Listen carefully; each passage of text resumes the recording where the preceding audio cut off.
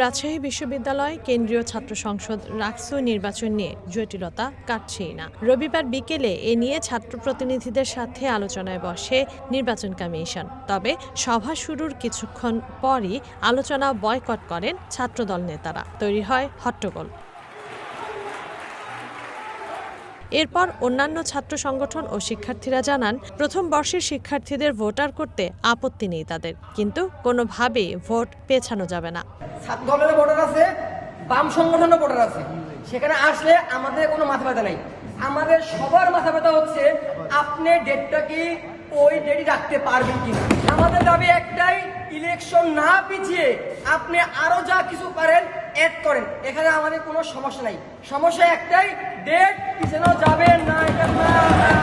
এদিকে প্রথম বর্ষের শিক্ষার্থীদের ভোটার তালিকাভুক্ত করার দাবিতে বিশ্ববিদ্যালয়ের প্রশাসনিক ভবনের সামনে অবস্থান করছে ছাত্রদল। রাকসু নির্বাচনে অংশ নেয়ার ঘোষণা দিয়ে নেতারা বলেন, দাবি আদায় না হওয়া পর্যন্ত আন্দোলন চালাবে ছাত্রদল। প্রথম বর্ষ শিক্ষার্থীদেরকে অনতিবিলম্বে আমাদের রাকসু নির্বাচনে তাদেরকে ভোটের অধিকারটা ফেরত দিতে হবে।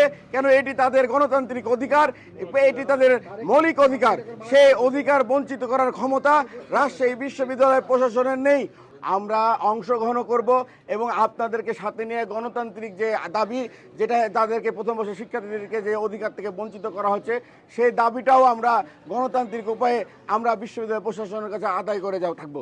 রাকসু নির্বাচনের মনোনয়নপত্র সংগ্রহের সময়সীমা 2 দিন বাড়ানো হয়েছে। সেই অনুযায়ী মঙ্গলবার বিকেল পর্যন্ত চলবে মনোনয়ন বিতরণ। তবে প্রথম বর্ষের শিক্ষার্থীরা ভোটার হতে পারবে কি না সে বিষয়ে এখনো সিদ্ধান্ত নিতে পারেনি কমিশন। প্রথম বর্ষের ব্যাপারে আপনারা জানেন যে গতকালকে একটি শিক্ষার্থীদের সাথে মত বিনিময় সভায় একটি সিদ্ধান্ত এসছে যে 25 তারিখের মধ্যে নির্বাচন করতে হবে। এ বিষয়ে আমাদেরকে তারা কোনো ছাড় দিবেন না এবং কমিশনও মনে করে কোনো কারণে যদি 25 তারিখের বাইরে যেতে হয় তাহলে এই কমিশন কাজ করতে পারবে কিনা সেই বিষয়েও আমরা সন্দেহ প্রকাশ করছি। শুধুমাত্র একটি বিষয়, 24 এবং 2025-এর যে শিক্ষার্থীরা আছে তারা যেহেতু ভর্তি কার্যক্রম এখনো চলছে, প্রশাসন আমাদেরকে জানিয়েছেন, তারপরেও আজকে আমরা কমিশনের সাথে কথা বলে কমিশন বৈঠক করে আমরা এখানে প্রশাসনের সাথে জানতে এসেছি যে প্রশাসন আমাদেরকে তাদের ছাত্রত্ব দেওয়ার বিষয়ে কোনো প্রস্তুতি এর মধ্যে যদি করতে পারে তাহলে আমরা কমিশনে বসে এই সিদ্ধান্ত নিতে পারবো কিনা যে আসলে তাদেরকে ভোটার করা যায় কিনা। সে কারণে আমরা প্রশাসনের সাথে কথা বলতে এসেছিলাম এবং আমরা একটি তাগাদা দিয়ে এসেছি যে প্রশাসন যেন আমাদেরকে আজকের মধ্যে এটা জানায় যে তাদের রোল নম্বর বরাদ্দ করা, তাদের হলে অ্যাটাচমেন্ট দেওয়া, তারপরে তাদের আইডি কার্ড ইস্যু করা, এই কাজগুলো কতটা তারা করতে পারবেন এটা আমাদেরকে আজকে 24 ঘন্টা সময় নিয়েছেন। সোমবার ছাত্রদলের আন্দোলন শেষ হয় দুপুরে। তবে পরবর্তী কর্মসূচির বিষয়ে এখনো জানায়নি তারা। তানজিনা অন্ত, ওয়ান ন্যাশনাল ডেস্ক।